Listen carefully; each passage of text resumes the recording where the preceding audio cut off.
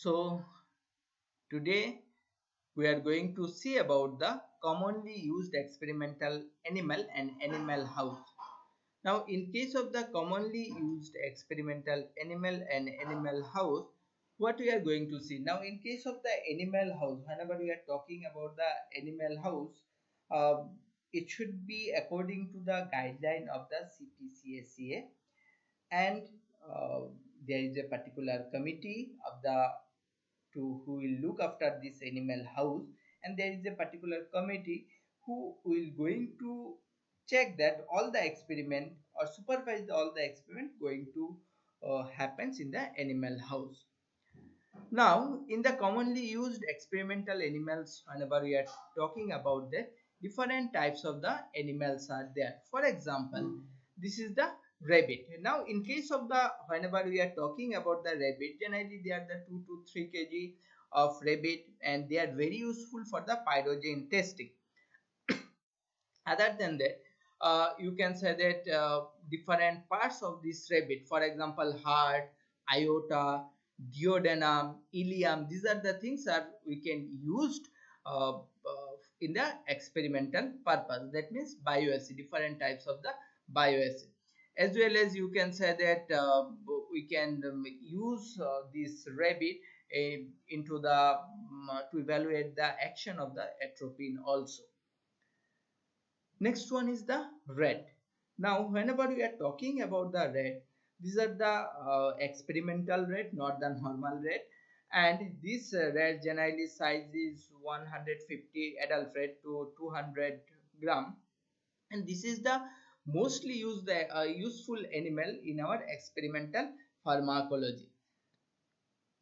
Generally, rats, they do not have the vomiting center. Normally, these rats do not have the vomiting center, so we cannot use them in the antiemetic activity. But in the other study, for example, it may be the analgesic activity, anti-inflammatory activity, CNS related activity, etc., etc. In all the case of the things we can use. Even the different parts of the rat tissue, for example rat fundus, rat uterus, vas deferens, colon, these are the we can use for the different bioassay purpose.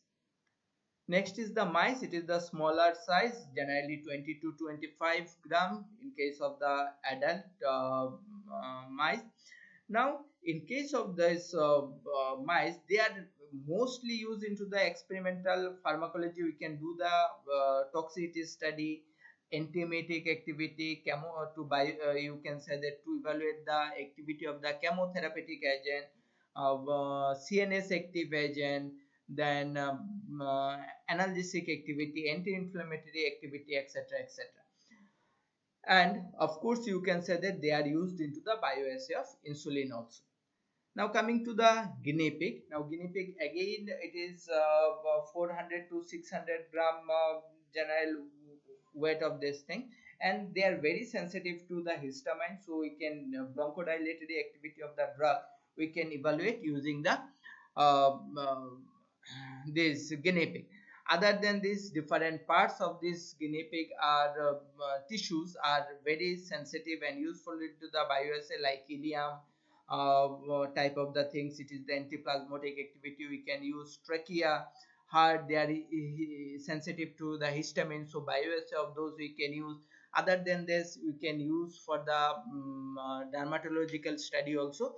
This it is we can use. So these are the four generally we are keeping into the laboratory, means animal house, and we are meant you can say that performing the experiment. Other than this, hamster we can use.